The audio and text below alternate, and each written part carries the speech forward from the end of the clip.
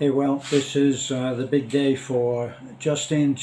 As far as we know, she is in surgery now and faces about 6 hours or more or less. That's only an estimate for the surgery. Now, there are possible complications. There are possible complications in that the cyst is obviously it's live tissue, so it has to be sustained, and there will be areas where there are tendrils or nerves, whichever way you think of it, but it's reaching in to the face, and it's just below one eye. Now the surgeon has already said that he can't correct the way that the eye has changed shape in order to accommodate this thing that's on the face.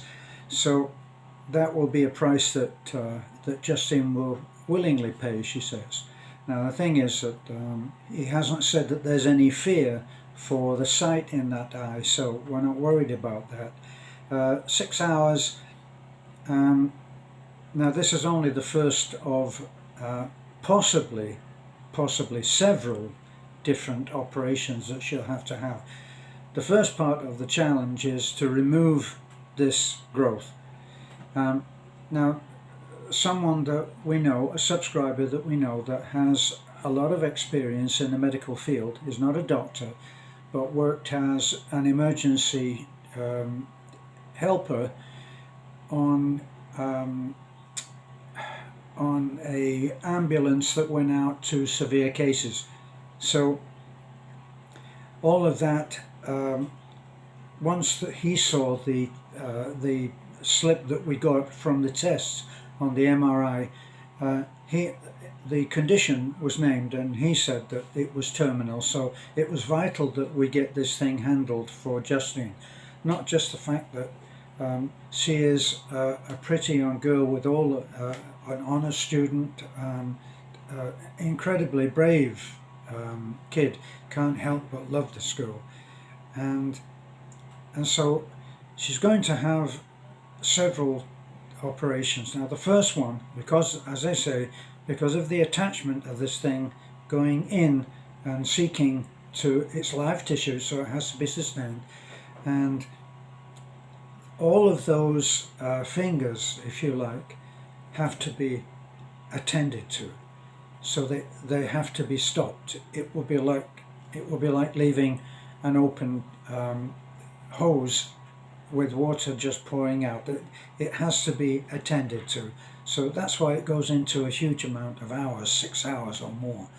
So that has to be done, and then it has to be, the area has to be flattened out. So whatever is in that cyst, and it seems to be mostly fluid, that has to be attended to. That's the first operation. Now then, apparently, to make sure that all of the repair work that they've done underneath the skin is successful, what has to be done, in other words, we have to be sure that this is the end of that thing. It's not just going to grow again. And once 12 months has passed, that would be the observation period to find out if anything has happened, that it's gone, that it's finished. And then after 12 months there will be plastic surgery, which will be done to attend to making Justine as pretty as she should be. This is a tense time for us as well. We have the father of Justine is there with her. It's a different scene here in hospitals.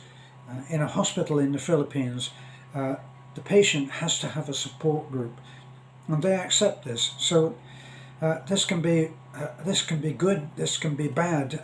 When our friend Michael went into hospital recently, he discharged himself very quickly because, first of all, they wanted to test him for COVID, even though he had no symptoms.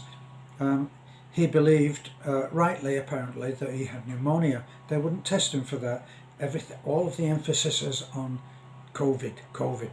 So, as it happens, because Justine is a student, the mandate that they've been enforcing here is that students would have to have the vax. So, sadly, in my opinion, she has had the vax, but that means that she's not going to have to fight off all of that COVID stuff. So she's been tested again, and what's happening now is that the COVID crisis, I see it as, means that whoever is with her has also, I believe, we're going to find out if this is true, I believe that it means we cannot go in to see her because we're not vaxxed. So we will go there. She is in, as I say, she is in surgery right now. So she'll be out of surgery today and recovering. Tomorrow we will go there and we will try to see her and do whatever has to be done to make sure that we can get in. We'll do our best. And then she comes home in a week's time. She has a week there. Now, the father is there and he is in support of her, but because the father may not know exactly how to deal with things, Glycer has, one of our students has agreed to go there and be support. Now, she's a young woman, so this is someone who Justine will be able to bond with, and she knows Glycer, so she's safe. And Glycer is a sensible girl, and if anything is needed, this is the problem. If the doctor comes around on his visit and says, "Oh, well, you need this," and he gives a prescription, now the prescription has to be met, and somebody has to go for it. So Glycer is there to do that. If anything is needed, she will go down to the hospital pharmacy and she will get what's needed. Now, in the case of it's not there, and often the drug that is prescribed by the doctor for whoever is there as a patient, it may not be in the pharmacy that is in the hospital, in which case the person will have to go out of the hospital and find that drug on that prescription and then come back and make sure that it's administered. Sometimes it's an oral drug that she just takes with a glass of water, and other times the modern way of doing these things is to actually put it into the drip that they always seem to have people on here for dehydration. The climate such as it is, dehydration is often, not always of course, but often it can be the reason why someone has fainted and been taken into emergency. That's what happened recently with Jonah. Jonah is also one of our students, and she was at a disco and she fainted and she passed out for a little while. They got her to the emergency, and by the time we got down there, they already had her on a drip and gave her some drugs which were supposedly to help her to deal with what the doctor thought was just an anxiety attack. We're in their hands. Jonah was discharged very, very quickly, almost within a day. I don't think that she spent the night there. So, back to Justine. So if anything is needed, Glycer is there to do it.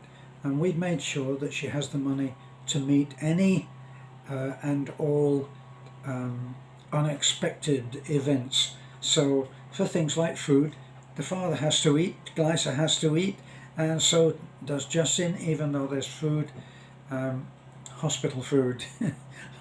We won't make this a vendetta against or event against the hospital food. So Glycer's there and will handle any emergency. She's also in touch with us. She's keeping us up to date. That's the power of the telephone, the phone cam. We're getting little videos and photo updates, and we're putting those onto Facebook, and this is going onto YouTube. So we'll hope that this will allay people's fears.